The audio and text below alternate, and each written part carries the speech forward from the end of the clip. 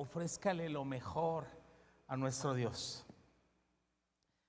Padre, gracias por tu presencia en este lugar, gracias por la vida de cada familia aquí representada, de cada uno de mis hermanos. Abrimos nuestros corazones a tu palabra, Señor. Abrimos nuestros corazones a la voz de tu Espíritu Santo. Señor, queremos ser tratados, Señor, que tú nos hables. Con todo el corazón lo pedimos, en el nombre de nuestro Señor Jesucristo. Amén. Tome asiento, regalen una sonrisa ahí a su vecino de adelante, atrás, y díganle qué guapo que te viniste hoy. Sí. No, pues díganle, sí, pues tenía que venir a dominguear. Nehemías capítulo 3. Nehemías 3, estamos viendo hace 15 días, hablando sobre la reedificación de los muros de la ciudad de Jerusalén, y hablamos que la ciudad de Jerusalén, su muralla tenía 10 puertas, y esas 10 puertas también representan verdades espirituales que la iglesia tiene que poner atención, y si quiere usted ponerle un nombre a la serie, sí, yo vi que los chicos le pusieron reedificación, algo así, pero son 10 puertas que la iglesia debe restaurar. 10 puertas que la iglesia debe restaurar. Se estaba levantando la muralla, y ya cuando iba a la mitad también levantaron las puertas y las enmaderaron. Hace 15 días vimos 2. El versículo 1 dice: entonces se levantó el sacerdote Eliasib con sus hermanos, los sacerdotes, y edificaron la puerta de las ovejas. Ahí tenemos por ahí una presentación. Entonces ellos edificaron la puerta de las ovejas. Dijimos que la puerta de las ovejas representa el evangelismo. Está hablando, siempre que veamos ovejas lo relacionamos con sacrificio, lo relacionamos con sacrificio.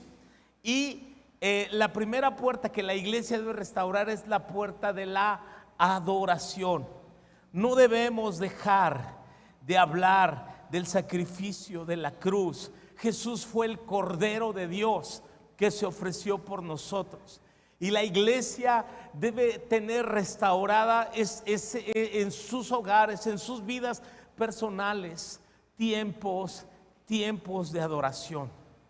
La pregunta es: ¿estás adorando de manera particular, de manera privada? ¿Estás teniendo un tiempo personal con Dios? ¿Estás teniendo tu tiempo de comunión? No puedes depender de la oración de tus padres, de tu esposa, de otros hermanos.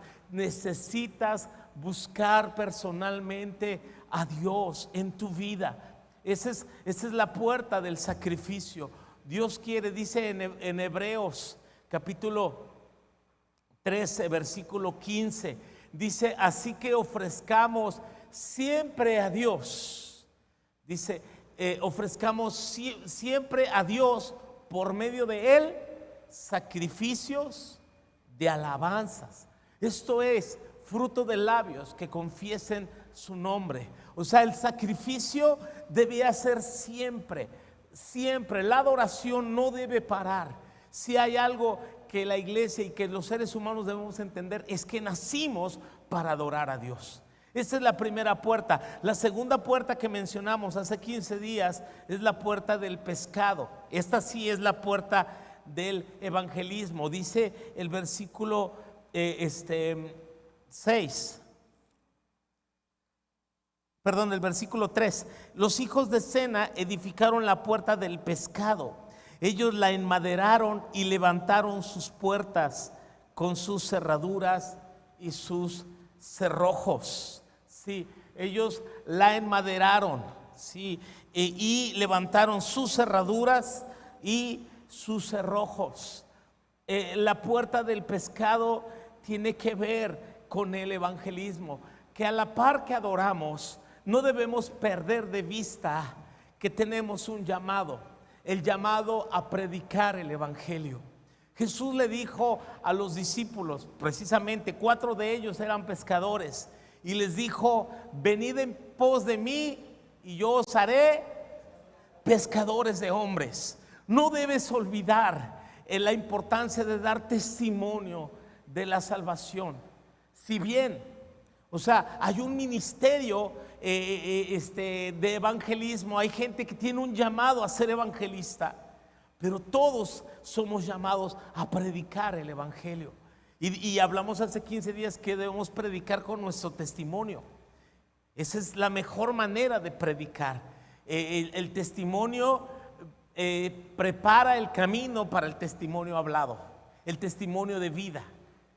Y si nosotros no nos comportamos como verdaderos cristianos, la gente no se va a negar a creer en el Señor, porque va a decir: pero ¿de qué me predicas si tú vives otra cosa? Entonces, cuando la iglesia manifiesta amor, pasión, interés, servicio por su prójimo, que camina en integridad, que somos honestos, entonces eso te va a abrir puerta en tu familia, con tus suegros, con tus cuñados, con tu familia. Si hay algo que nos dio autoridad en nuestra casa, ¿sabes qué fue? Fue el testimonio, que desde el momento que creímos al Señor, le creímos, le dimos nuestra vida, y mira, no fue de inmediato, pasaron años. Inclusive uno de mis familiares, esposo de mi hermana, había dicho que el día que me viera a mí me iba a matar, y que no sé qué tantas cosas, que por mi culpa su esposa, mi hermana, había creído en el Señor. Pasaron como 20 años. Estaba yo predicando en una iglesia allá en el Estado de México, y cuando terminé de predicar, él estaba allá al frente. Él tenía lágrimas en los ojos, y él me abrazó y me dijo: podría decirte muchas cosas, pero lo único que te quiero decir es: perdóname. Y ahora sirve al Señor. Ahora con su esposa, con mi hermana, salen a visitar matrimonios y salen a invitar a aquel loco que me quería balacear. Pero ¿sabes qué fue importante? Sí, dale la gloria al Señor. Esto es importante cuando tú y yo nos mantenemos firmes en el Señor, fieles al Señor. Y no ves que dice a las mujeres que sin palabra, que si tú tienes una conducta casta y respetuosa, sin palabra puedes ganar a tu marido. Hermana, su marido no necesita que le dé de bibliazos. Su marido necesita que usted lo trate con amor, con paciencia. Digan amén, señores.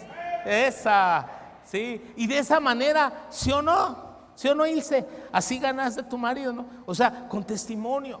Porque a bibliazos se enojan más.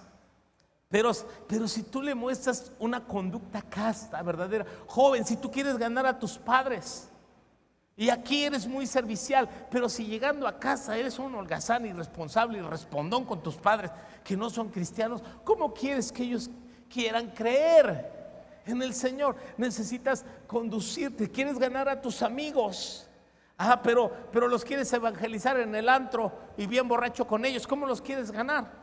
No se puede. Pero si tú eres distinto, si tú eres diferente, si tú amas a Dios y te conduces, sí, a lo mejor vas a tener que aguantar muchas veces que te hagan bullying. ¿Cuántas veces no me dijeron padrecito, hermano, fraile y un montón de cosas? Pero sabes, monje, hasta monje loco me decían. No, sí, o sea, te dicen de todo. El bullying ha existido desde la época de las cavernas, cuando yo era joven. Pero sabes, de todos modos tienes que aguantar. Pero en un momento dado, cuando ellos tienen necesidad, ellos te buscan, ellos se acercan. Yo he encontrado amigos, con el paso de los años, que me dicen: gracias. Tengo 37 años orando por mis mejores amigos cuando yo era un jovencito, ¿no? Sigo orando por ellos. Hace un tiempo atrás, una hija de uno de mis mejores amigos que vive en California. A ella no la conozco más que por teléfono. Pero cuando él habla a la casa, cuando mis hijos estaban pequeños, él decía, dile que habla tu tío. Y entonces cuando yo llamo también le digo, dile que habla tu tío. Y ya, entonces sí, tío. Y me dice, tío, por favor, sígale hablando a mi papá. Siga orando por él. Mi papá lo respeta mucho a usted. A veces me habla bien borracho, y lo escucho. Y habla como hablan los borrachos. Y como hablan los amigos. Y dice groserías. Y yo me aguanto allí. Pero sabes, pero me dice, échame otra oración de esas que me echaste el otro día. Sentí bien bonito. Dios está haciendo algo. Y me dice ella, mi papá lo respeta mucho. Sígale hablando de Dios. Su esposa a lo mejor está conectada. Ella se conecta muy seguido a nuestras transmisiones y pone amén y gloria a Dios. Y yo sé, 30 y tantos años orando por él. Pero lo único que hemos hecho es testimonio. Testimonio. Esa es la puerta del pescado. Gana almas, gana almas. Yo no pierdo la esperanza. Yo cuando leí la biografía de George Mueller, un hombre que ayudó a muchos huérfanos y hizo muchas cosas para el Señor. También él estuvo orando por 50 años por sus mejores amigos. 50 años. Dice que el último de sus amigos se convirtió el día de su funeral. Pero al menos hasta ese día se entregó a Cristo 50 años después. Así que no pierdas la esperanza, pero sigue hablando de Cristo y mantén tu testimonio. Sí. Entonces, la tercera puerta que menciona Nehemías está en el versículo 6, ¿sí? Y es la puerta vieja. No te le quedes viendo a nadie. Pero dice, la puerta vieja fue restaurada por Joiada, hijo de Peseah, y Mesulam, hijo de Besodías. Ellos la enmaderaron y la levantaron, sus puertas y sus cerraduras y sus cerrojos. Sí, era entonces la puerta vieja. Esta puerta vieja, ¿qué representa, pastor? La puerta vieja representa las verdades eternas, las verdades del Evangelio. Escucha bien, aunque la gente piense que este libro es un libro viejo y que ya pasó de moda, están muy equivocados, porque su mensaje no cambia, su mensaje sigue siendo el mismo. El amor de Dios sigue siendo igual, la necesidad del hombre es la misma desde que comenzó la historia hasta hoy. Sí, y entonces la iglesia, aunque puede adaptar los métodos, o sea, la metodología puede cambiar, las formas puede cambiar.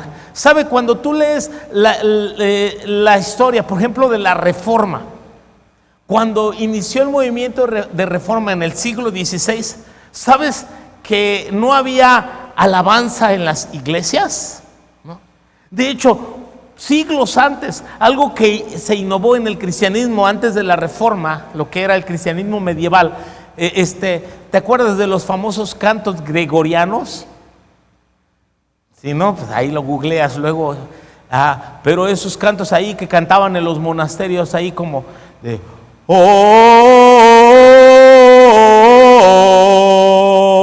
amén, y rezumbaban ahí las catedrales, ¿no? Esos eran los famosos cantos gregorianos. Eso era una revolución. ¡Ay, qué modernos están! Sí, pues en su tiempo.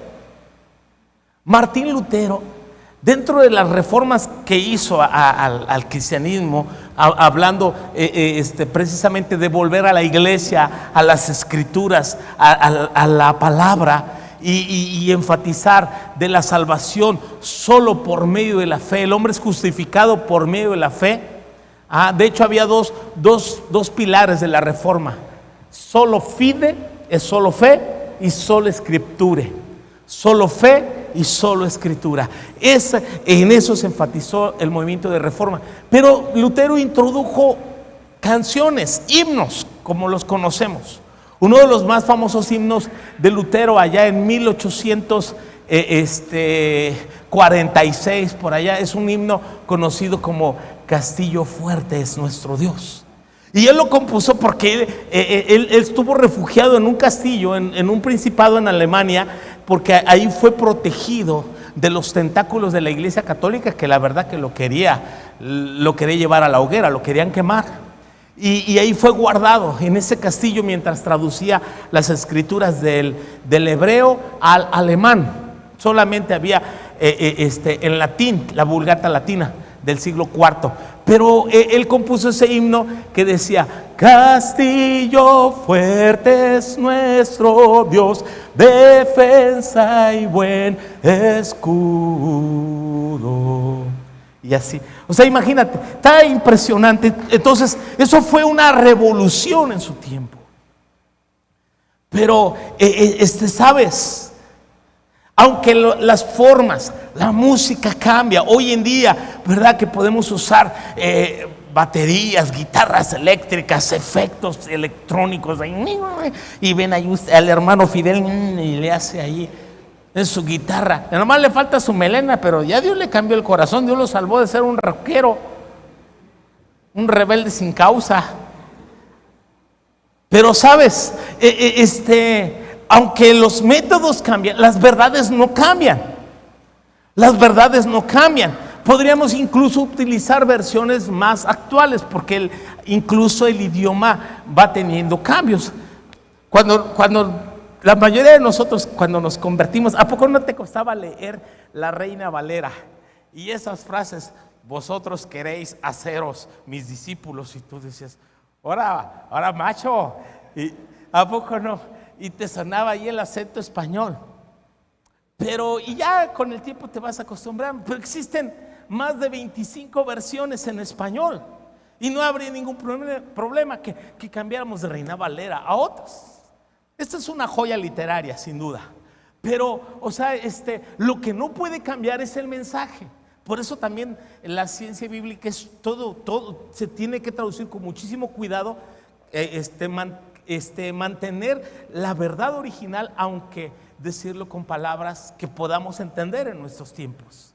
Así que la puerta vieja tiene que ver con las verdades eternas que no cambian, las verdades fundamentales de la fe, la iglesia como iglesia. Y mira, todo eso lo aprendemos en discipulado. Tú tienes que tener la capacidad de definir qué es justificación por fe y sostenerlo con la Biblia. Doctrinas como la gracia, salvación por gracia. Doctrinas como la inspiración, la adopción, la redención, la santificación, el cielo, el infierno, la iglesia, la segunda venida. Ay, Padre Santo, todo eso son doctrinas que no cambian. Y es bien importante que la iglesia tenga enseñanza y tenga doctrina, porque de otra manera esos son los pilares que mantienen viva nuestra fe, de tal manera que no te sacuden. ¿Qué pasaría? Imagínate, ¿qué pasaría si de repente alguien te llega con otro escrito? A mí un día una persona me hizo llegar un escrito que dijo que era el tercer testamento. La Biblia se compone de Antiguo y Nuevo Testamento. Ok, son 2 testamentos, decía. Y así argumentaba ese escrito. Dice: como ya los 2 testamentos ya están algo viejos, y el último testamento data del primer siglo, hace 2000 años, pues ya es necesario, decía, quién sabe quién escribió eso, un tercer testamento en el cual Dios le hable a la gente del 2000 para acá, los millennials, no, o sea, sus verdades no cambian. Sí, cuando alguien querer apartarnos de las escrituras, porque luego el mensaje no cambia, es el mismo y sigue tocando nuestros corazones a pesar de la era digital en que vivimos. Las verdades no cambian. Entonces la santidad del matrimonio no cambia, el concepto de familia no cambia, el concepto de santidad no cambia.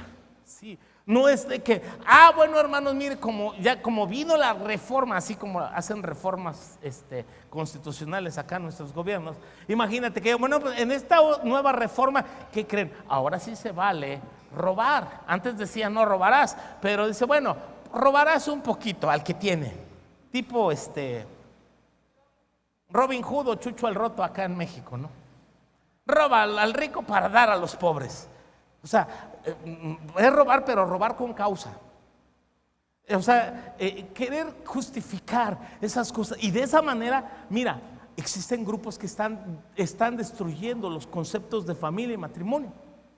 ¿Cómo crees que se puede parar un hombre que dice honrar a Dios, pero que diga que puede casar y puede reconocer un matrimonio de 2 hombres, 2 mujeres y santificarlos?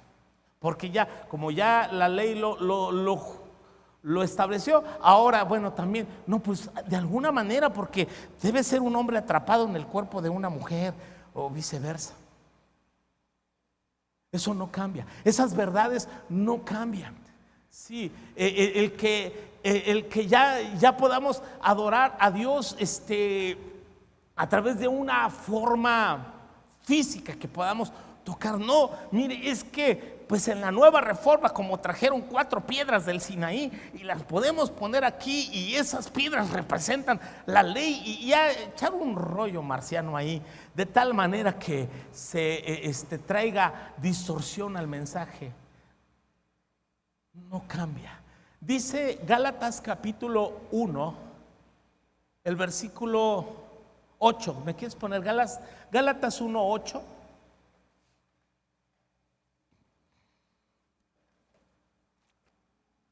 Dice así.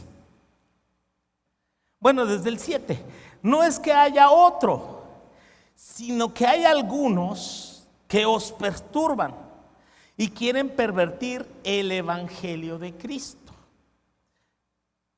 Mas si aún nosotros, dijo Pablo, o un ángel del cielo os anunciare otro evangelio diferente del que os hemos anunciado, sea anatema, sea maldito.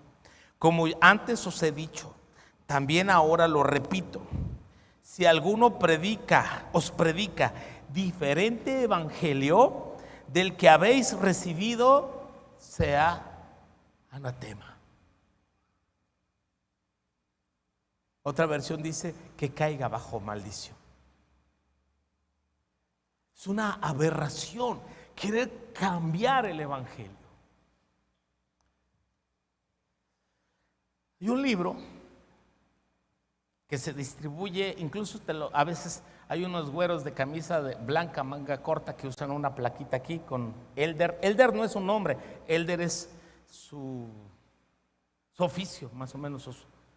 Elder, podría decir Elder Elías, ¿no?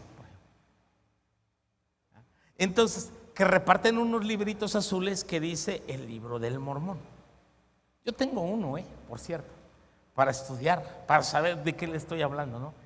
Y al principio del libro del Mormón viene ahí la historia, el testimonio, que por allá a finales de 1800, un ángel llamado Moroni, oye, un ángel, Pablo ya lo dijo en el primer siglo, pero pasó hasta 1800, finales de 1800, cuando un ángel llamado Moroni se le apareció a un hombre llamado José Smith, en el estado de Utah, en los Estados Unidos. Se le apareció y le dijo el ángel Moroni a José Smith: la iglesia está corrompida, se ha perdido el cristianismo verdadero, y contigo, José, voy a levantar la iglesia verdadera. Todos están mal y contigo voy a levantar la verdadera iglesia. De ahí que su nombre oficial es Iglesia de Jesucristo de los Santos de los Últimos Días. O sea, si comparamos esa revelación del ángel y que él le dictó un evangelio que fue escrito, que venía en unas planchas de oro, escritas con un egipcio antiguo. Y firman como 7 personas que aseguran haber visto las planchas y después las planchas se perdieron.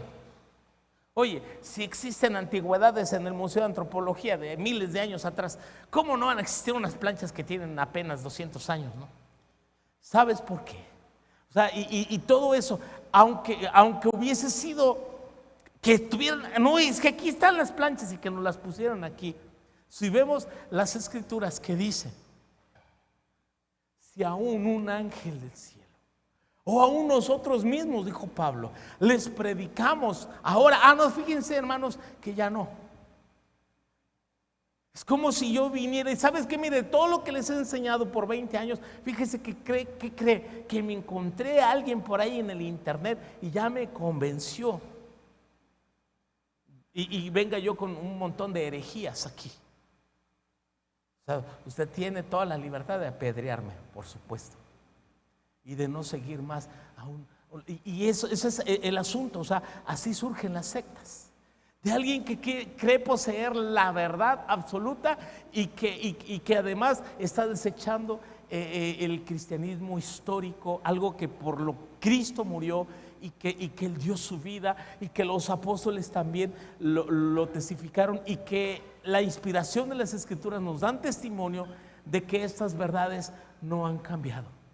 Ni siquiera las verdades que vemos en el Antiguo Testamento. Si bien en Cristo se cumplió toda la ley y se cumplió la ley sacrificial y la ley ceremonial, la ley moral sigue vigente. O sea, el Antiguo Testamento, cuando hablamos del Antiguo Testamento, habla de la ley. Entonces, la ley civil que se aplicaba a la nación como Israel, la ley ceremonial que la practicaban los sacerdotes y levitas con el pueblo, sacrificios, ofrendas y todo esto.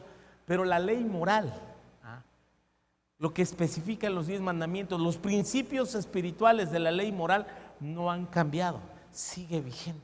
No es, porque es del Antiguo Testamento, eso ya pasó de moda. No es cierto, hermano. O sea, Dios, la Biblia es una unidad. Lo estudiamos por separado, ese Antiguo Nuevo Testamento, por libros, pero la Biblia es una unidad. El mensaje de Dios es el mismo, desde Génesis a Apocalipsis. Él es el mismo, no ha cambiado, ni cambiará, ni cambiará. Esto representa la puerta vieja. Esto representa esa puerta que la iglesia tiene que mantener vigente. Mira, gente que quiere poner de moda tatuajes, aretes, greñas, pelos pintados de color. O sea, que hagan lo que quieran, pero que amen a Dios y no pierdan los principios del reino de Dios. Pero que ya digamos, no, pues ¿sabe qué? Ya no vamos a usar Biblia. No, ya no vamos a hablar del pecado porque se ofenden los grupos. Nos van a acusar de homofóbicos o de pecadorofóbicos. Mejor todo amor, dulce amor. Ya no vamos a hablar del juicio porque no se espanta la gente. No vamos a decir que pues al final Dios va a perdonar a todos. O sea, cuando empezamos a dejar a un lado las verdades de las Escrituras, vamos camino al apartarnos de Dios. De hecho, la palabra apostasía tiene que ver con eso, con negar la fe. Y muchas veces cuando la Biblia se refiere a la fe, se refiere a ese conjunto de doctrinas. Nuestra fe, no solamente nuestra fe en Cristo, sino la fe en todo aquello que Dios nos ha mostrado y creemos y sostenemos. Y quiero ver una puerta más para no tardarme más. Y sabe, la cuarta puerta es la puerta del valle. ¿Cuál es la puerta qué? ¿Es de las aguas? ¿Es la cuarta que tengo allí? Ok, está bien. Sí, pero en el orden bíblico sería la puerta del valle. Está en el versículo 13. Verso 13. Nehemías 3:13 nos dice: la puerta del valle la restauró Hanún con los moradores de Zanoa Ellos la reedificaron y levantaron sus puertas con sus cerraduras y sus cerrojos, y 1000 codos del muro hasta la puerta del muladar. Esa es otra. Entonces vea, la puerta del valle. Y la puerta del valle representa dos cosas. Representa el servicio y la humildad. Servicio y humildad. Antes que el Club de Leones dijera: el que no vive para servir, no sirve para vivir. Antes que los leones dijeran eso, Jesús dijo que el Hijo del Hombre no vino para ser servido, sino para servir y para dar su vida en rescate por muchos. El hermano Wayne dijo que quien no sirve, no sirve. Mi pastor, que ahora está en el cielo, decía que a este mundo venimos a dos cosas: a dar y a servir. Sirve. La iglesia debe tener en su corazón el servir a su prójimo, el mostrar misericordia, el mostrar atención a los desvalidos. Recuerda que una de las primeras cosas cuando la iglesia en Jerusalén empezó a crecer, ¿sabes? Había un ministerio para repartir una especie de ayuda. ¿Te acuerdas que nombraron hasta 7 hombres que ayudaran a servir las mesas? Había un ministerio para ayudar a las viudas, a los necesitados, a los huérfanos. La iglesia no debe perder la perspectiva de servir. Hace unas semanas atrás que falleció una persona que mamá de mi concuño, una señora que apreciábamos mucho y conocemos desde que nos casamos, ¿verdad? Con mi esposa. Poco antes la conocimos. Sí, ella estuvo una semana en el hospital y contaron sus hijos algo. Mira, de sus hijos solamente mi concuño va a la iglesia. Sus hermanos son buenas personas, son trabajadores, pero ninguno de ellos va a la iglesia. De hecho, unos de ellos son bien católicos. Pero ellos estaban en el hospital, en un hospital allá en una zona del Estado de México, donde fuera del hospital no hay nada. Es más, y no los dejaban en la sala de espera, pero tenían que estar pendientes afuera del hospital. Mis sobrinos dicen que pues el primer día ya todos estaban así bien planchaditos, ahí parados. Pero cuando la espera se prolonga noche y día, dice que al tercer día parecían vagabundos ahí sentados en la banqueta. Esos que llegaron bien planchaditos estaban tirados ahí en la banqueta, pues esperando noticias y esperando ahí la situación, y nadie se quería ir. Pero ellos fueron impresionados por grupos de creyentes, de cristianos que llegaban al hospital, que abrían sus coches, comenzaban a orar por los alimentos públicamente y luego lo repartían a la gente. Y decían: ¿pero cuánto es? Ellos podían pagarlo. Decían: no, es que con este gesto queremos decirles que Dios les ama. Y ellos se quedaron impresionados. Uno de ellos se sentía mal de su estómago y no quería comer. El mayor de los hermanos le dice: come, carnal, come, te va a hacer bien. Dijo: no, dice, yo creo que lo voy a devolver, si como me siento mal. Y le dijo, mira, en su revelación, él no es cristiano, él le dijo: come, carnal, yo vi cuando los hermanos estaban orando por los alimentos. Oye bien, si ellos oraron, significa que estos alimentos están benditos. Y como están benditos, cuando tú comas, la comida va a pasar por tu garganta y cuando llegue aquí te vas a curar, carnal. De veras, mira, cómete un taquito, le dijo. Y el otro dijo: bueno, está bien. Y agarró y se comió un taquito. Se lo acabó y después estaba formado por más. Pero mira que cómo tuvo la fe el hermano para decirle: come, carnal, porque yo vi que estaban orando. Pero ¿sabes cómo se llama eso? Se llama servicio. ¿Me ayuda, gente? ¿Me ayudan? Se llama servicio. Se llama amor por el prójimo. Iglesia, tenemos que recuperar el servicio. No tienes que esperar para que Jesse te mande un mensaje. Ya nada más no les mandó un mensaje Jesse y se acabó el ministerio de las despensas. Arrepiéntete, pecador, pecadora. Si cada semana tú trajeras 1 kilo de azúcar, 1 litro de leche, un poco de tu despensa para ayudar a las personas necesitadas, sean hermanos de la iglesia o sean personas que visitamos en las células y que tienen necesidad, se llama amor por el prójimo, compartir a las necesidades de los demás. Si fuéramos más continuos para llevar de comer al hospital, a los hospitales, sí. Si fuéramos más seguido, varones, a levantar a los siervos de Dios. ¿Se acuerdan quiénes eran los siervos de Dios? Los vagabundos, los del escuadrón. Darles una bañada, llevarles una comida ahí, orar por ellos. O sea, no necesitas que el pastor te mande. Ay, no, es que el pastor ya no va. Iglesia, el trabajo es de todos.